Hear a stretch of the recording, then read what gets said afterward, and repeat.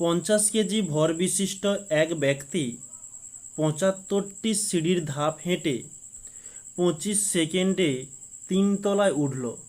প্রতিটি ধাপের উচ্চতা 12 সেন্টিমিটার হলে ব্যক্তির ক্ষমতা কত হবে? তাহলে আমাদের এখানে প্রথমত প্রশ্নে বলে দিয়েছে 50 কেজি ভর, এম সমান 50 কেজি। নেক্সট বলেছে 75টি সিঁড়ির ধাপ, তাহলে এটা হচ্ছে উচ্চতার কথা বলছে। তাহলে এই সমান 75টি সিঁড়ির ধাপ, আর একটা একটা সিঁড়ি কত, এই যে দিয়েছে নিচে 12 সেন্টিমিটার। এটা গুণ করলে আমরা পেয়ে যাচ্ছি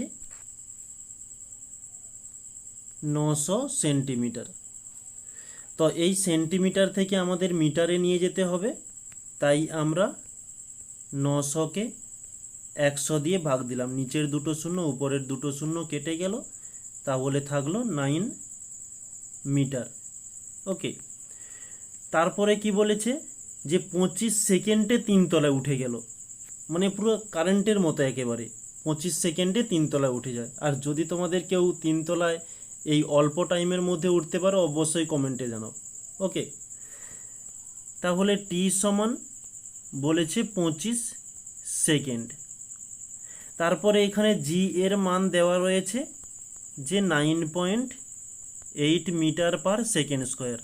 কোনো কোনো প্রশ্নে 9.8 দেওয়া থাকে, কোনো কোনো প্রশ্নে 10 দেওয়া থাকে। তো যেমন দেওয়া থাকবে তেমন তোমরা করবে, আর যদি কোনো না থাকে তাহলে অবশ্যই 9.8 মিটার পার সেকেন্ড স্কোয়ার ধরেই তোমরা করবে। তারপরে বলেছে যে পি সমান জিজ্ঞাসা চিহ্ন। তো আমরা একটা সমীকরণ জানি যে পি সমান ডাব্লু বাই টি। তাহলে ডাব্লু এর মান কত? আচ্ছা এক মিনিট, সরি, ডাব্লু এর মান হচ্ছে আমাদের এখানে কিন্তু কিছু দেওয়া নেই। তাহলে ডাব্লু এর মানটিকে আমরা লিখতে পারি যে ডাব্লু সমান এম জি এইচ।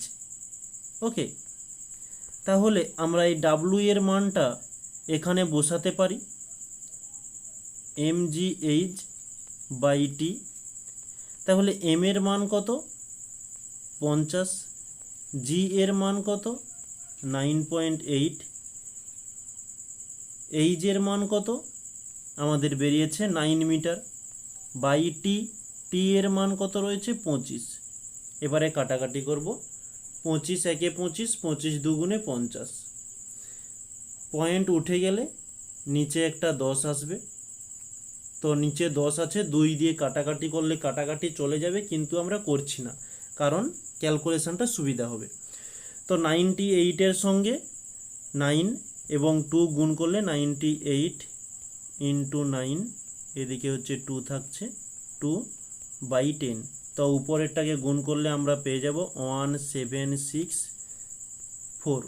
আর নিচে একের পিঠে একটা শূন্য রয়েছে, তাই আমরা এই সংখ্যাটি এই দিক থেকে একটা সংখ্যার পরে দশমিক দিয়ে দেবো। কেন একটা সংখ্যার পরে দশমিক দিলাম? কারণ একের পিঠে একটা শূন্য, দুটো শূন্য থাকলে দুটো সংখ্যার পরে দশমিকটা দিতাম। এত। তাহলে ক্ষমতা চাইছে, ক্ষমতার একক হয়ে থাকে কি? ওয়াট। এটি হচ্ছে আমাদের অ্যান্সার।